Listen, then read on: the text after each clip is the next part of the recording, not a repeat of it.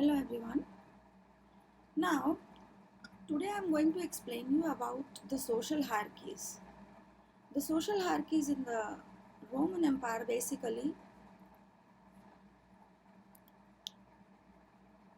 the social structure was like this: a pyramid. Senators were on the top. After the senators, equites were there, respectable middle class were there, humiliators were there, and slaves were there. As Tacitus, a Roman historian, has described the social hierarchy of the early Roman Empire. To him, in the early Roman Empire, senators were at the top. What was the work of the senators? Half of the senators were from the Italian families, and they later on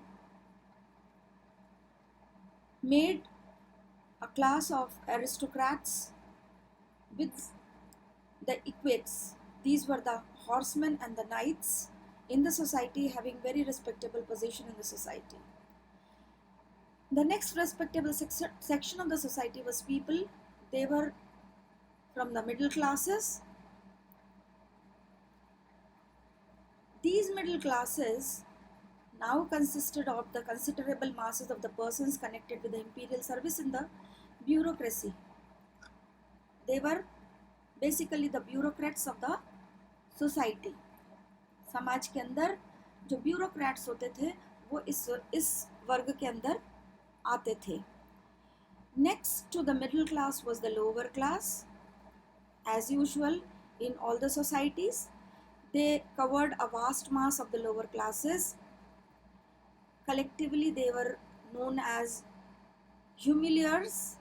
Literally, the meaning of humiliers is lower. They comprised of a rural labor force. They were from the sections of rural laborers, industrial and mining workers, grain and olive harvest workers, self-employed artisans, and casual laborers. The last class of the Roman society was the slaves. The Roman upper classes were often brutal towards these slaves.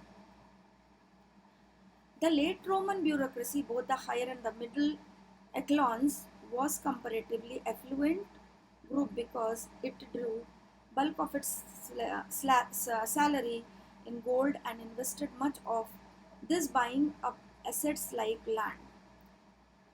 There was a great deal of corruption, especially in the judicial system and in the administration of the military supplies, though government tried to eliminate these problems of the society, but still it could not happen much.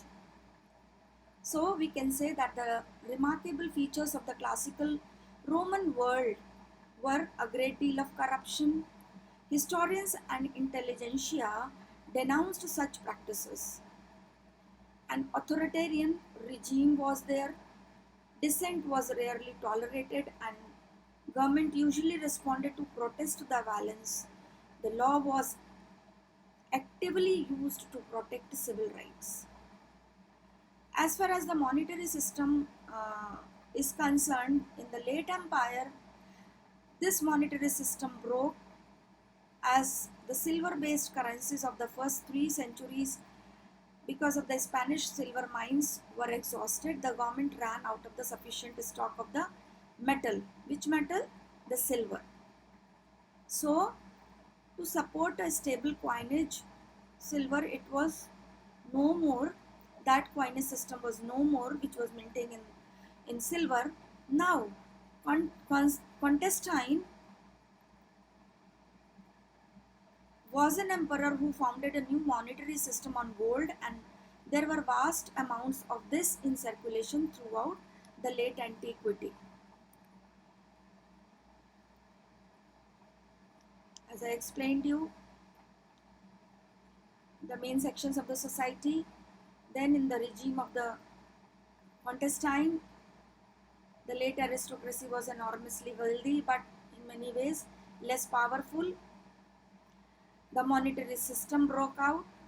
Roman emperors were not free to do whatever. This is very important. part. This is very important feature of the Roman society, that they were not free to do whatever they liked, and the law was actively used to protect civil rights. So that is an important part of the Roman society and hierarchy. Thank you very much.